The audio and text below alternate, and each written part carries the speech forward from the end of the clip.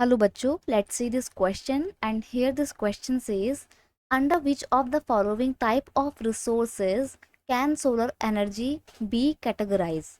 Question में आपसे बोला गया है कि आपको ऑप्शन में आपको जो नीचे यहाँ पे चार ऑप्शन दिए गए हैं डिफरेंट डिफरेंट रिसोर्सेज के, उन डिफरेंट ऑप्शंस में से आप सोलर एनर्जी को कौन से ऑप्शन के साथ कैटेगराइज करेंगे, यानी कि सोलर एनर्जी कौन से रिसोर्स का एक पार्ट है।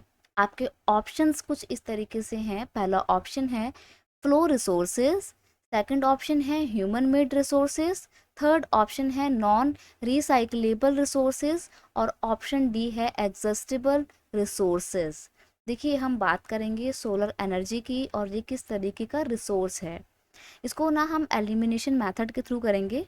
देखिए, एग्जॉस्टेबल रिसोर्सेज की बात करें तो ये वो रिसोर्सेज होते हैं जिनको आपने एक बार यूज़ किया और वो फिर ख़त्म हो जाते हैं। आप उन रिसोर्सेज को दोबारा से यूज़ नहीं कर सकते हो, दोबारा आप उनको यूटिलाइज नहीं कर सकते हो। For example coal, petroleum, natural gases, ये वो रिसोर्सेज हैं जिनको हमने एक बार यूज़ किया उसके बाद वो ख़त्म हो जाते हैं। सिमिलरली नॉन रिसाइकलेबल रिसोर्सेज भी वही रिसोर्सेज होते हैं जिनको आपने एक बार यूज़ कर लिया तो उसके बाद आप उसको दोबारा यूज़ नहीं कर सकते हो, क्योंकि एक बार के यूज़ करने के साथ ही वो ख़त्म हो जाते हैं।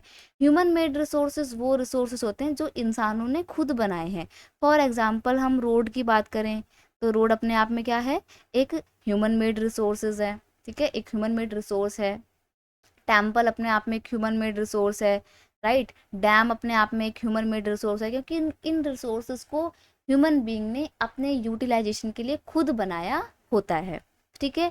फ्लो रिसोर्स की बात करें तो ये वो रिसोर्स होते हैं जो एक जगह से दूसरी जगह ट्रैवल करते रहते हैं, इनकी कोई एक फिक्स लोकेशन नहीं होती है। Flow resources is neither renewable resource nor a non renewable resource. देखो, फ्लो रिसोर्स ना तो एक रिन्यूएबल सोर्स रिसोर्स है और ना ही एक नॉन रिन्यूएबल रिसोर्स है।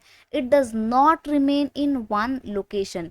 और ये वाले जो फ्लो रिसोर्स होते हैं ना, किसी एक जगह पर या एक पर्टिकुलर प्लेस में लोकेट नहीं करते हैं।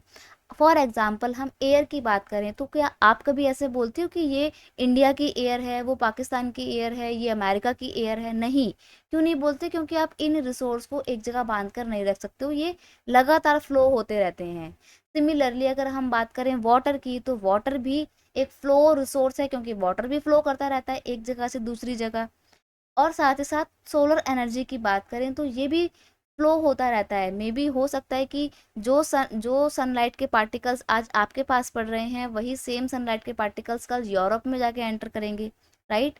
तो ये वो रिसोर्स होते हैं फ्लो रिसोर्स जो एक जगह से दूसरी जगह फ्लो करते रहते हैं।